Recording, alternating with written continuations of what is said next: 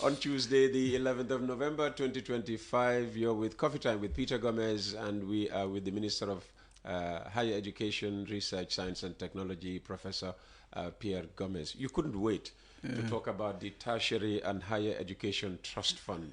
Yes, so the TED Fund is now, it's also another tool that we are using to finance higher education. This is there to support TVET centers and also higher education institutions, universities, where if they want to now build some classrooms, if they want to build some halls, if they want to build some labs, if they want to buy some teaching and learning equipment, you know, they will have to write a proposal also with strong justification and now submit. And it will be subjected to scrutiny by this team of experts who will review and then later pass judgment. And then based on the funds available and to give it to the best. So many will be called, but maybe few will be chosen based on the submissions and the quality of their submissions. So this is also helping to build government coming to build some of these infrastructures, especially public institutions, to support them in their development, infrastructural development, but also in their teaching and learning materials. So that's the objective. Like the research and innovation, there will be criteria. The management will develop clear criteria, and that will be known to everybody, and people will have to apply, and a team will be doing the same exercise. And how much money do you have for this particular fund? Yeah, for this one, the funds that we are targeting is around 60, based on what was proposed, in the and budget. How much of that 60 is in already? No, the budget is still being discussed at the National Assembly. So, but what we expected is far more than that.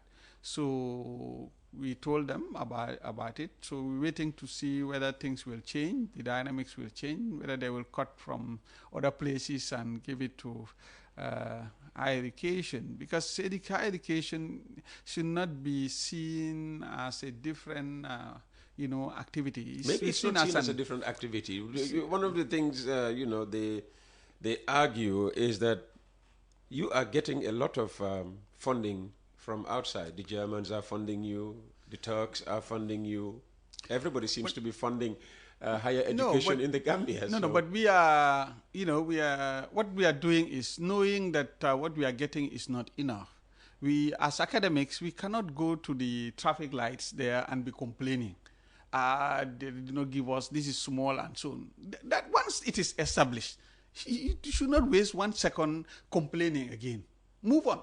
So that's what we do. We move on now to engage development partners. We sit down and write proposals. That's why government is saying, don't worry about Professor Pierre Gomez. I mean, if he asks for 5, just give him 1. No. He will always find a way of supplementing the rest. You always, But Uncle Peter, you fly to the Germans. You call Germany my second home. You fly to you fly to Turkey. You go everywhere, and you always come back with something. Yeah, but that one should be complementary. They will come and support you based on what you have started. So it's not good to just have to depend, like in some of our TVET programs and so on. It's all is donor driven. So that is not sustainable. So we need to have something in place, and then government, the development partners to come and complement whatever we're doing. So that's what we are. So that's why we would calling on the National Assembly to really help us in this regard and look at the budget, because the TVET is hands-on education. It cannot be. It's not literature. Even literature, you need the books to read. Yes. So here you need the tools. Yes, exactly. Imagine if you're going to teach somebody carpentry, yes, and you don't even have something as basic as a saw. Take for instance those in automotive. You need machines. You know, if somebody has to later graduate to be able to fix people's vehicles here and there. But in his workshops, he has never gotten machines to be able to do that. And you know, these machines are very expensive. So we need to, and our policy also, the ministry is trying to push our TVET centers to ensure that when it comes to the pedagogy aspect of it, the percentage would be to be 70-30. Or even 75-25. It means that 70 or 75% practical. Only 30 or 25% theory.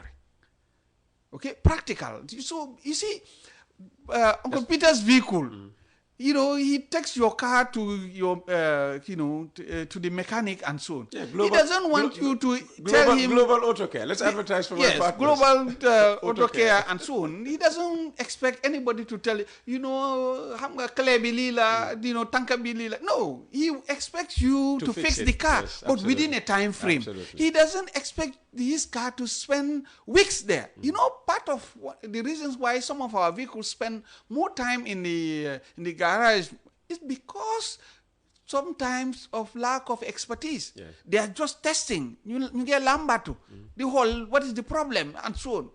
But if you have the expertise, within a short time, you'll be able to diagnose. You could also have the expertise and not have the wherewithal, not have the equipment. Exactly. To fix the problem with. So these are some of the things. And these are very expensive. And that's the reason why even for development partners, when we engage them, I told you, I'm not an accountant. Don't give me money. Just give me the equipment. And wherever you're going to buy them from, I don't want to know. Just give me the equipment for my people, my lecturers and my students, so that they can utilize that. You see, for a long time, we wasted our time on this particular issue. Remember, during Sadauda's time, with the advent of the technical junior secondary, and that was the road. Unfortunately, we missed it. And because later those junior secondary technical were doing even the general education and so on and so forth.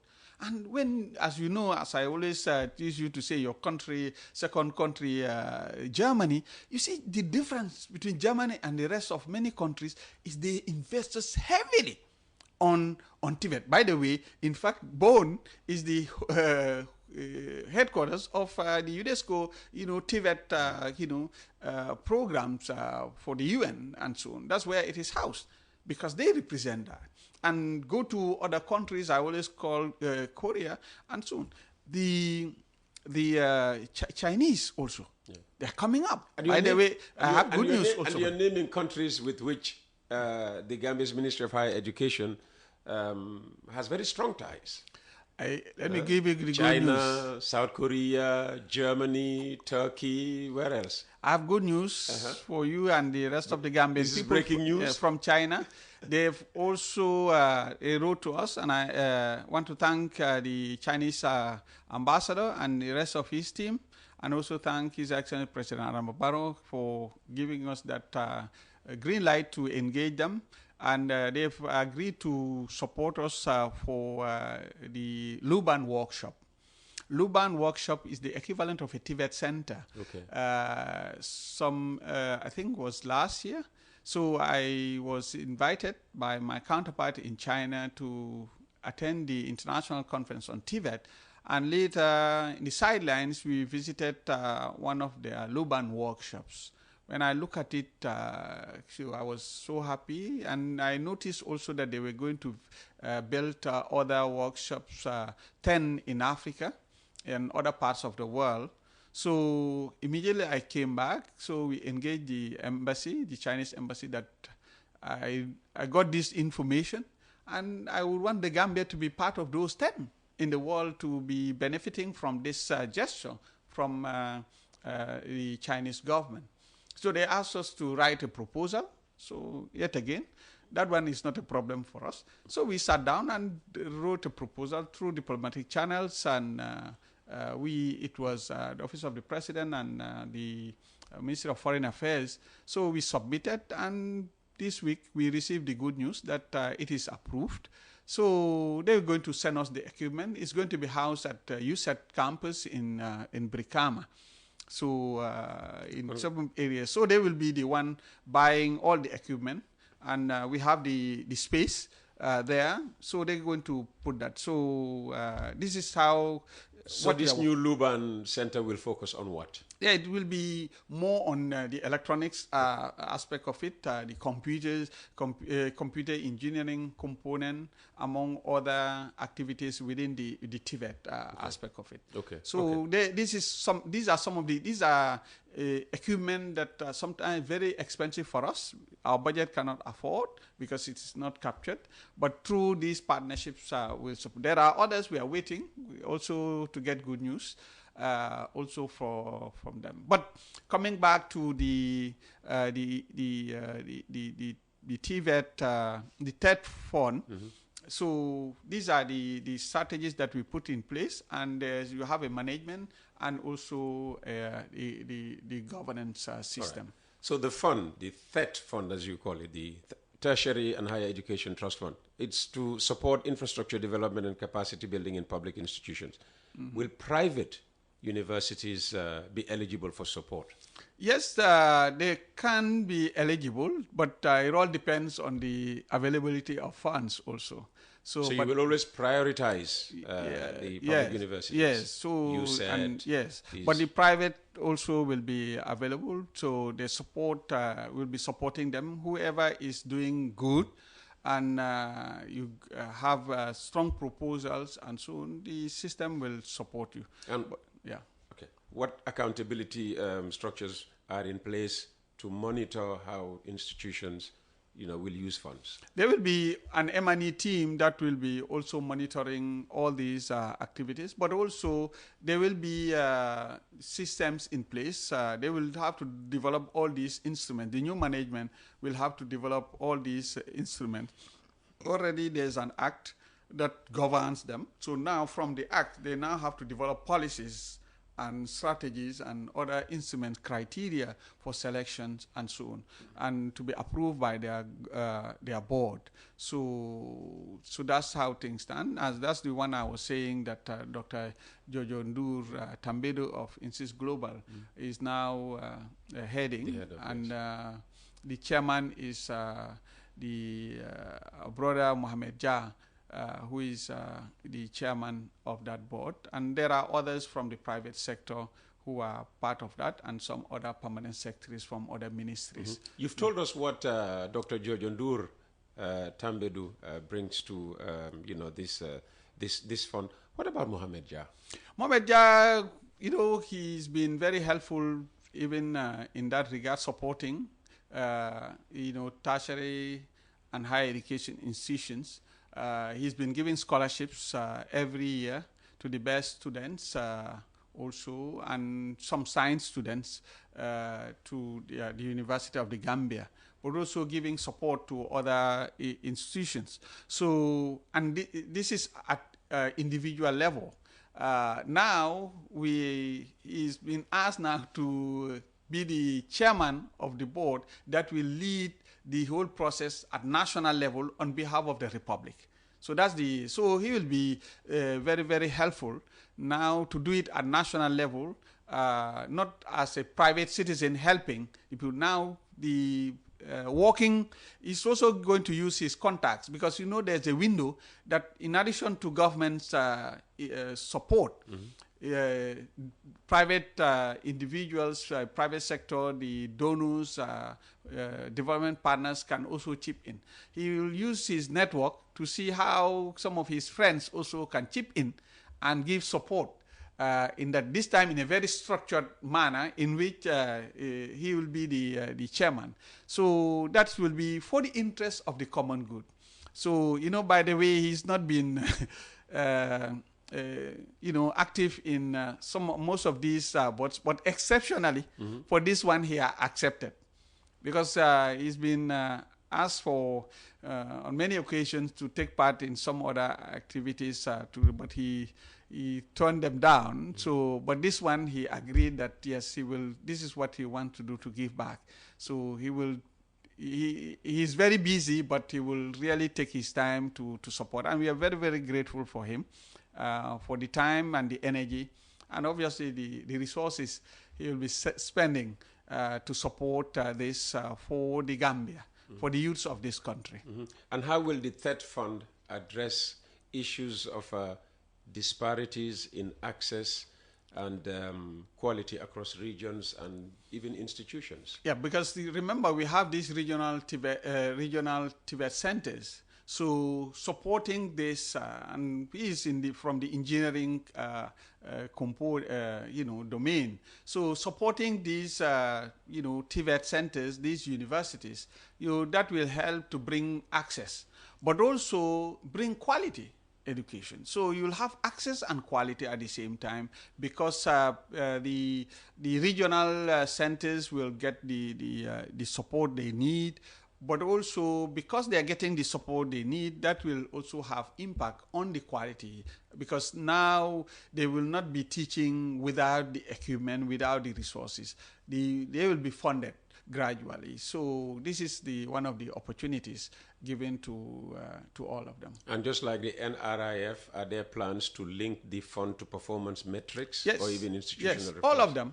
All these funds and schemes will be really doing exactly that, because this taxpayers' money, so it must be clearly justified. So the funds must be there for everybody to benefit, and to do that, it must be done in a very transparent manner. There must be systems, and that's the reason why also they will have to face the National Assembly every year. So to go and report on this is what the nation gave you. What have you done with it? You need to give explanation, and with your reports, the activities, and so on and so forth, and people will see the efforts being made and so on. So, and we will give them our full support to ensure that we all succeed, because this is the first time we are having this, and we have to ensure that we succeed. Failure is not part of our DNA. What happens if we fail? Well, it's not part of our DNA, so okay, it's not part. Nobody starts out wishing that they fail. Yes, but so, what happens when failure sets in? We will be there monitoring. But remember, the ministry through our permanent secretary is a member of the board. So, and then also other ministries like Ministry of Finance, their permanent secretary is a is a member of the board, and in some in one or two of the boards, the Solicitor General, Minister of Justice, also a member of the board. So government is present. So government will not sit down and see things failing. They keep quiet up to whatever. No. So that's the reason why also they are present. But the private sector, they are there. The way they do things sometimes is far different from our approaches. They are action oriented, so they will ensure that things go fast and done well also. So these are some of the, and the good thing is the fact that the people that we have the pedigree, have the experience. They will be able to ensure that they succeed, and the fact that the support that they receive. From the general public, it means that the confidence is already there. And I want to believe with that, wherever they go to, they will be supported, they themselves. I know they will really support themselves, but their friends, their partners, their networks will also come and support them to ensure that failure will never happen. So they won't fail where they are. I don't think they will fail here. So if failure is not part of the equation.